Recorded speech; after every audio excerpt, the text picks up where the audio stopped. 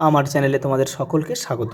আজ আমরা class 6-এর Ryan Martin প্রশ্নবিচিত্রা থেকে পরিবেশের প্রথম পর্যায়ক্রমিক মূল্যায়নের প্রথম স্কুল সলভ করব।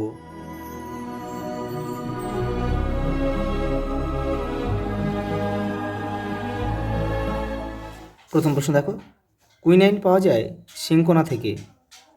আর দেখো সর্পগন্ধ থেকে কিন্তু রেসার পিন পাওয়া যায়, একটু রেসার পিন। পরেরটা দেখো, ইস্ট হল এক ধরনের ছত্রাক। পরেরটা দেখো, জল তৈরি হয় হাইড্রোজেন আর অক্সিজেন। কোথায় আছে দেখো, হাইড্রোজেন আর অক্সিজেন। অপশান ডি আমাদের সঠিক উত্তর। পরেরটা দেখো, বহু বায়ু হলো এক ধরনের যৌগিক পদার্থ। দেখো সোডিয়ামের সংকেত হচ্ছে Na। পরেরটা দেখো, চুম্বক লোহাকে আকর্ষণ করে। জলে একটি অণুতে হাইড্রোজেনের পরমাণু সংখ্যা হচ্ছে 2টি। পরেরটা দেখো, কোনো পদার্থকে ভেঙে গুঁড়ো করলে ওই পদার্থের ক্ষেত্রফল বেড়ে যায় বা বৃদ্ধি ঘটে। পরেরটা দেখো, চোখ ভালো রাখে ভিটামিন A।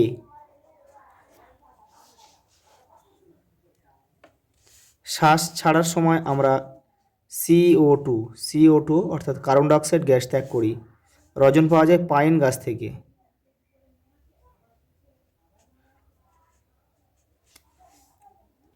এটা দেখো, একটা স্তম্ভ দিয়েছে। দেখো লোহা একটি ধাতু। দেখো কাগজ পোড়ানো হলে কিন্তু পদার্থের রাসায়নিক পরিবর্তন ঘটে যায়, তাহলে এটা হবে উত্তরে ই। তাহলে এখানটা আমাদের লিখতে হবে 2, কেউ তীর চিহ্ন দিয়ে কিন্তু মেলাবে না।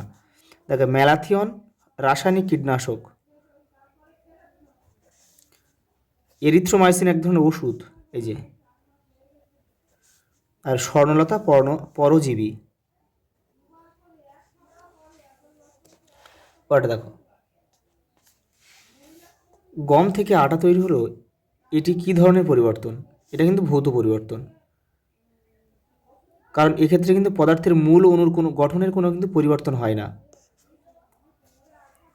এমন একটি উদাহরণ দাও যেখানে ভৌত পরিবর্তন ও রাসায়নিক পরিবর্তন একই সঙ্গে ঘটে। মোমবাতির দহন। পরেরটা দেখো, কেলাসন কি? পরের প্রশ্ন দেখো, পদার্থ কাকে বলে? দেখো রায়ান মার্টিন 77 নম্বর পেজে পদার্থ কি রয়েছে দেখো, এই যে যার ভর আছে, যা কিছুটা স্থান দখল করে থাকে, যা ইন্দ্রিয় গ্রাহ্য, যার স্থিতিশীল বা গতিশীল অবস্থার পরিবর্তন করতে চাইলে বাধা দেয়, তাকে পদার্থ বলে। উদাহরণ দিয়ে দেবে। রাসায়নিক বিক্রিয়ার হার বৃদ্ধির একটি উপায় লেখো। উষ্ণতা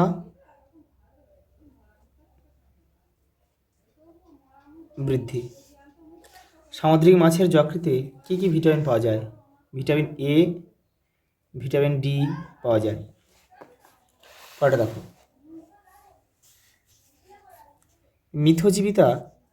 মিথজীবিতা কি? একটি উদাহরণ দাও, দেখে নাও।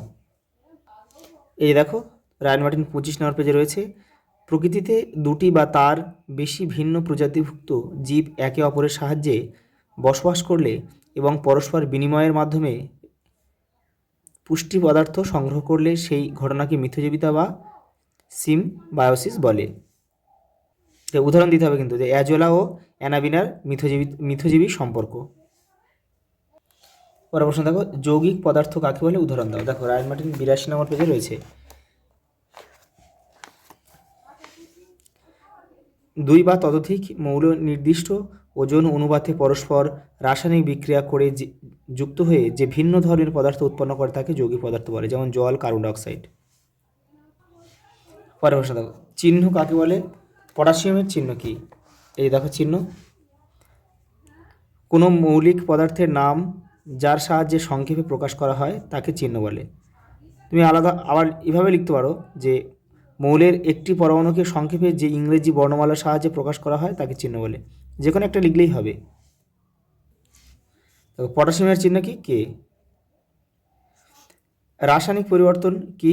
উদাহরণ দাও, দেখে নাও।